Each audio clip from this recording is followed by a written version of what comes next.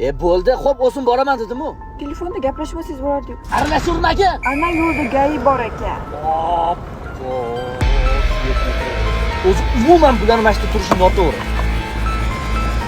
Assalomu alaykum, inspektor Abdurahmon. Va alaykum assalom. Assalomu alaykum. Xormay, yaxshimisiz? Hujjatlaringizni taqdim qiling. Aka, o'zim sezdim, oz qizildi, shoshib qoldim, o'tib qoldim. Abdurahmonov, sen boraver, o'zim gaplashaman. Xo'p bo'ladi. Uzr, ozgina telefon bilan chalg'ib qolib, qizilga qaramay qoldim. Yo, bo'ldi, tushundim. Ayolingiz bilan ketyapsizmi? Ha, oilaviy ketayotgandik. Oq yo'l, yaxshi boring. O'rtoq boshliq, nega qo'yib yubordingiz? Abdurahmonov, oq yo'l, yaxshi boring. Tushunmadim, nimaga qo'yib yuboryapsiz? Erkak kishini ayolning oldida xijolat qilib kelmayapti. Yo'l harakati qoidalariga har doim rioya qiling. Rahmat. Mani gaplarimni erta oila qurgandan keyin tushunasan, Abdurahmonov. Erkak kishi oilasining oldida hech qachon xijolat bo'lmasligi kerak. Tushundingmi, Abdurahmonov?